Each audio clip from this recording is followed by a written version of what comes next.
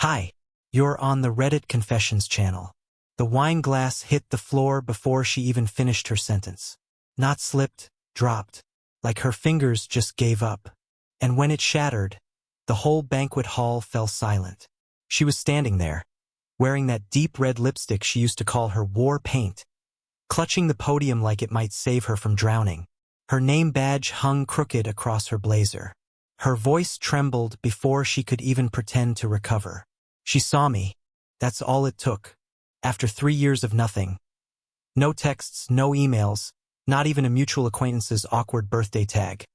She saw me across the room, holding a lukewarm plastic cup of water, and it broke her in half in front of 200 people. Everyone turned to look at me. I could feel the weight of it, like my skin had turned transparent. Fallon was still trying to speak, but the microphone was picking up every stutter, every sharp breath. And then she whispered something into it that wasn't meant for anyone else. I thought he was gone. The CO leaned forward, confused. Her assistant stood up, ready to step in.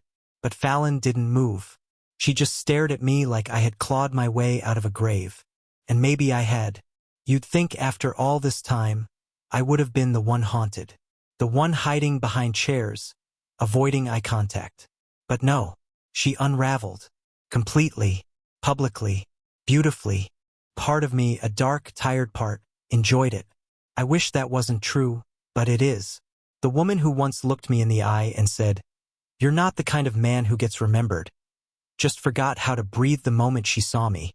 Security was called. Not for me, for her. She refused to leave until she talked to him. She said that over and over again. I need to talk to him, but I just stood there, still holding that damn cup of water like it was shielding me from her chaos. Eventually, they guided her away. One stiletto heel clicking at a time, makeup smudged, hair out of place, that name badge still swinging. Nobody clapped after her presentation. Nobody said a word to me either. Not until later. That's when I found the note. Folded in half. No envelope. Just sitting on the table where she had been seated. It wasn't addressed. It didn't need to be. It said 4 words. He doesn't know yet. I still don't know what she meant. But I swear to you, I'm gonna find out. And what I've already uncovered. It's worse than anything I ever imagined. The note sat in my pocket the entire flight home. I didn't open it again. I didn't need to. The words burned themselves into my memory. He doesn't know yet. I kept rolling that sentence around in my head like a loose screw inside a drawer. Was it a message for someone else? Her husband? Her boss? Or was it for me? A warning? A confession? A trap? I couldn't stop picturing her face. Not the one from 3 years ago, but the one I saw collapse in front of that ballroom crowd. Fallon always controlled every room she entered. Always knew how to speak, when to smile, how to manipulate the silence between words. But this version of her? Shaking, exposed, leaking regret all over the floor. It wasn't like her at all, which made it worse. Because if she lost it like that, something must have been boiling beneath the surface for a long, long time. The moment I got home, I made the mistake of opening our old photo folder on my hard drive. I told myself I just wanted to confirm I hadn't exaggerated her expressions. But there they were, all the fake smiles, the strategic touches on my arm at parties, the way she always stood just an inch away, like I was something she might need to escape from at any moment. And still, I couldn't delete them. I hated them. I missed them. I hated that I missed them. Then I got the email. No subject line. No sender name I recognized. Just a single sentence in the body of the message. She's hiding something. Look at the photos from March 14th, 2022. My blood turned to ice. That was 2 weeks after our divorce was finalized. I checked the photo library. Sure enough, there was a batch I didn't remember. Synced from my old phone's cloud storage. 12 photos. All taken without my knowledge. And in the background of 3 of them, Fallon. Not near me. Behind me. Watching. I didn't know what was more disturbing. That she had followed me, or that someone else had taken those photos and sent them to me now, years later. Whatever this was, it wasn't over.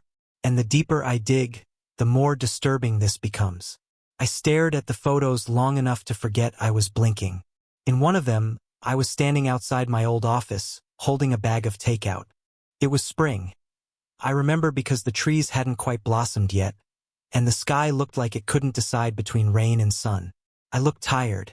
Not just work tired, but soul tired. And there, behind a parking meter, was Fallon. Half obscured. Sunglasses. Scarf. Too much coat for the weather. Watching me like I was a crime scene. Why? Why follow me after leaving me? Why hide and not speak? Why wait over 3 years to let this surface? I almost convinced myself it was a coincidence. Maybe she worked nearby. Maybe it wasn't her at all. But then came the fourth photo, different angle, different day. I was inside a coffee shop, typing on my laptop, and there she was again, reflected in the glass behind me. Same sunglasses, same scarf, same eerie stillness, like a wax figure built to remember what she abandoned. And next to her, a man, blue jacket, balding, face turned just enough to avoid the camera. Whoever took these was watching both of us. I tried to track the sender's email. No luck. Burner account. Routed through multiple IPs. No traceable metadata. Someone went through deliberate effort, to reach me anonymously. Couldn't sleep that night. Not even a little. I laid in bed, staring at the ceiling fan, replaying Fallon's voice from the podium. He's here. I thought he was gone. Over and over, like a scratched record in my brain. At 2:17 a.m. My phone buzzed. No ringtone. Just a single notification. A new message. Unknown number. The man in the blue jacket knows everything. You're not crazy. He kept records. But now he's missing. That was it. No name.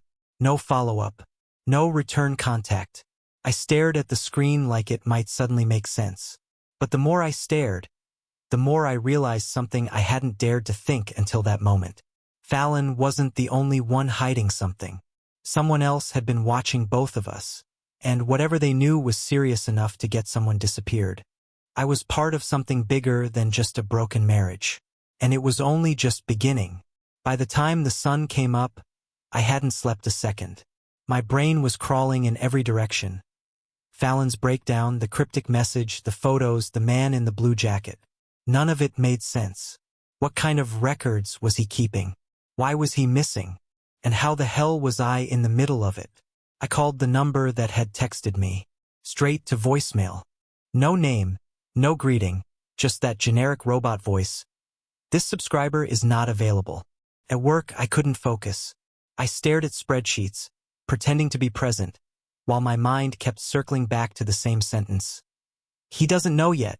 The more I thought about it, the more it sounded like a warning meant for me. Not some dramatic whisper to stir up mystery, but something real, something dangerous.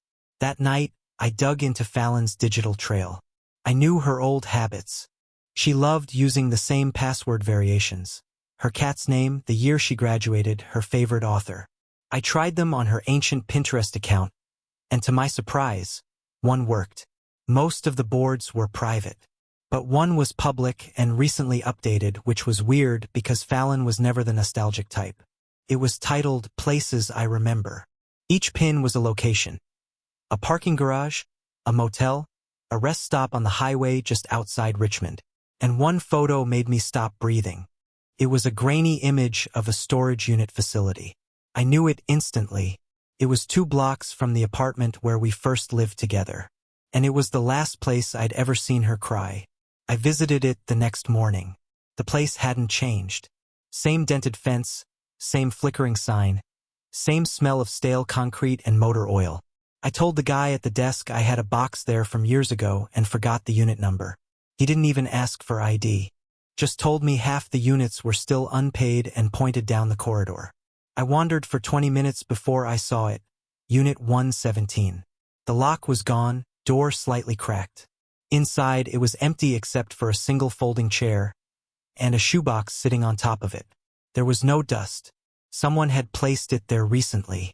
I reached out, slowly, my heart pounding so hard I thought it might echo. Inside the box was a USB drive. Taped to it was a note, handwritten, for Alden. I'm sorry. You'll understand everything soon. It was Fallon's handwriting, and it was shaking. I took the box, stepped back into the daylight, and realized something that made my spine go cold. If she left this for me, then Fallon wasn't running from me. She was warning me. I didn't plug in the USB right away. I sat with it in my lap for nearly an hour, staring at the handwriting on the note. Fallon had never been the apologetic type. She could steamroll an argument and walk away without blinking. But this was different. Her handwriting, once sharp and confident, looked rushed, uneven, like she wrote it with her hands shaking. Back at my apartment, I closed the blinds and locked the door behind me. Not because I thought someone was watching, but because for the first time in my life I was afraid of what the truth might look like. The USB loaded one folder, proof. Inside were 7 files. 6 were audio recordings. The 7th was a video. I clicked on the first one. It was Fallon, her voice low, almost whispering. I didn't know he'd follow me. I thought it was over. I thought once Alden left, I could bury everything. But he came back. The man in the blue jacket. I told him to stop. I told him I didn't want anything to do with it anymore. The second recording picked up immediately after. He said Alden deserved to know that it wasn't about me anymore, that keeping quiet made me just as guilty. I told him I was protecting Alden. He laughed, said, "You're protecting yourself. Don't pretend this was ever about him." My hands were trembling now. The third recording was different. No Fallon. Just a man's voice. Cold, methodical. If anything happens to me, it's on her. She knew what this was. She played along until it got risky. I kept everything. Files, receipts, statements. It's all in the backup account. If you're hearing this, I'm already gone. My stomach dropped. I didn't even realize I'd stopped breathing. Who was this guy? And what did Fallon get herself into? I opened the video file. It was shaky footage, recorded through a cracked phone screen, judging by the blur. Fallon was standing in a parking lot at night, pacing under a street lamp. She was arguing with someone off camera. Her voice was sharp, furious. "You said this was handled, that no one would find out." The camera turned briefly, just enough to catch a blurry shot of the man in the blue jacket. And then, a sound that made my blood turn to ice. A loud, sudden bang. Fallon screamed. The camera dropped. Everything went black. I sat frozen, the screen dimming before me. There were no timestamps, no context.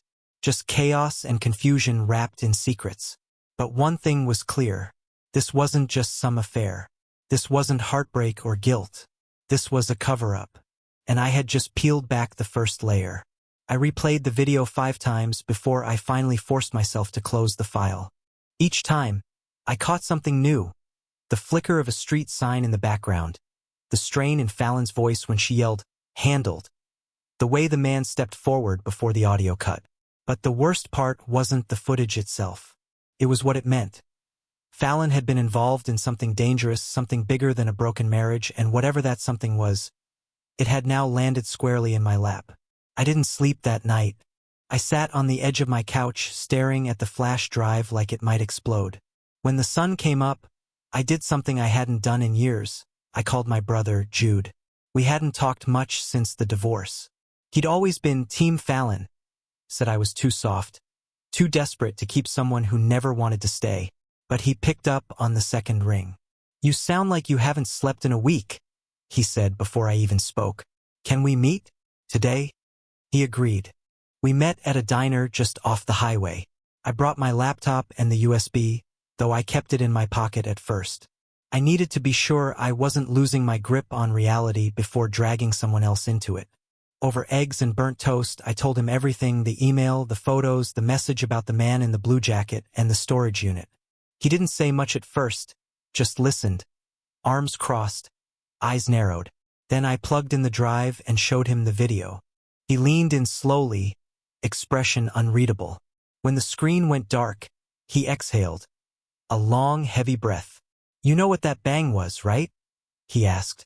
"I was hoping it wasn't what I think it is." Jude shook his head. "That wasn't a warning shot. That was a silencer. That man's either gone or hiding somewhere deep. I felt the bottom drop out of my stomach. Jude wasn't the dramatic type. If he thought this was serious, it was. And worse, he told me something I hadn't even considered. If you have this footage, someone knows you have it. I looked out the diner window. Suddenly, every parked car looked suspicious. I need to find her, I said. Fallon. She has answers. Jude looked at me like I was already too far gone. She doesn't want to be found, Alden. You don't vanish after a breakdown like that unless you're running from something bigger than guilt. But it was too late, because I had already made a decision. I was going to track her down. And the first place I started wasn't even in this state. Fallon once told me years ago that if she ever ran away, she'd go where no one asked questions and no one remembered names. I thought it was a metaphor for how she approached our marriage. Distant, vanishing just enough to remain untouchable. But now, those words felt like instructions. So I started with her past. I drove 7 hours to a coastal town in North Carolina where Fallon had briefly lived during college. A place she rarely talked about but still listed as a permanent address on some of her old documents. The town was small, washed out, the kind of place where time moved slower and everyone knew each other by first name and car model. I rented a room at a roadside inn that smelled like sea salt and mildew. I didn't unpack. I visited a local print shop first. One of those places that still uses fax machines and has a handwritten cash-only sign taped to the register. I showed a photo of Fallon to the clerk, a woman in her 60s with sun-damaged skin and suspicious eyes. She squinted at the picture, then leaned back. She used to come in here, she said. Used the name Ray. That hit me like a brick. Ray was Fallon's middle name. One she always said she hated. Does she still live around here? I asked, trying to keep my voice steady. The woman didn't answer, just turned, shuffled to the back, and returned with a yellow envelope. She slid it across the counter. She asked me to give this to you if you ever came looking. Told me what you looked like. Even described that scar on your chin. My hand froze over the envelope. She knew I'd come? The woman nodded once. Said if the truth ever caught up to her, it'd probably be wearing your shoes. I sat in my car for almost 20 minutes before opening the envelope. Inside was a single sheet of paper, torn from a spiral notebook and one Polaroid. The note read, "If you found this, then I ran out of time. I couldn't protect him. I couldn't protect you. But you need to know what happened at Ironwood. Start there." The Polaroid was old, faded. A building surrounded by chain-link fence, half collapsed. A sign barely visible in the corner. Ironwood Institute. I didn't know what Ironwood was, but the way her handwriting shook, the uneven slant of the letters, told me one thing. She had been terrified while writing it. And now I was heading straight toward whatever she had tried to escape. What I found at Ironwood. It wasn't just unexpected. It was horrifying. Ironwood looked like it had been swallowed by the earth. The gate was rusted open. The windows shattered. Ivy crawling across the walls like nature was trying to erase whatever had happened inside. But the structure was still standing, hollow but not dead. Like the story Fallon had tried so hard to bury. I stepped inside the main hall. The floor creaked beneath me, the air thick with dust and decay. Faint graffiti covered the walls, most of it meaningless. But one thing stood out. A name scrawled repeatedly in black marker on the far wall. M. Wyatt. I didn't recognize it. But then I heard footsteps. Slow. Heavy. I turned. A man, mid-50s, gray beard, janitor's uniform, stood in the doorway. He didn't flinch, just studied me. "You're here about Fallon," he said, like it was routine. "How did you know?" "She said you might come. Told me to give you something. Said it would help you understand without breaking you." He handed me a brown file folder, thick with paper, sealed in tape and old medical tags. I opened it right there on a half-burned table. Inside were patient records, surveillance photos, and something that stopped my breath. A birth certificate. Mother, Fallon Ray Wick.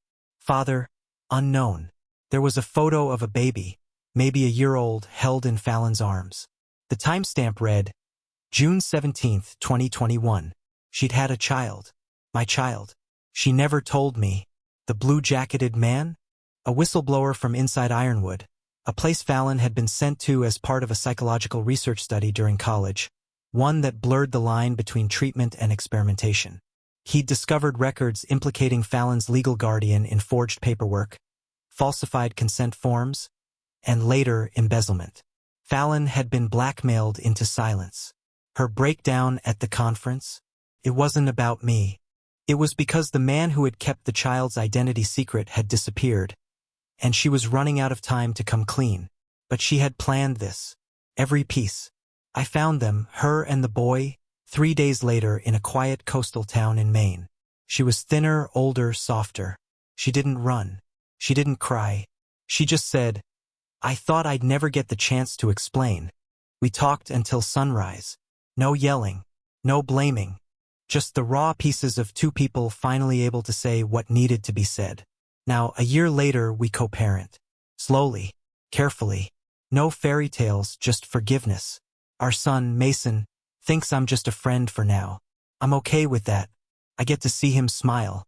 I get to teach him how to ride a bike. I get to be here. And for the first time in years, I'm not looking backward. I'm building something new. Thanks for listening to my story. Now it's your turn. What's a moment from history, personal or global, that left you speechless? Drop it in the comments below. We'd love to hear your story. And if you haven't yet, don't forget to subscribe to the channel, Reddit Confessions, where real stories always find a voice. See you in the next one.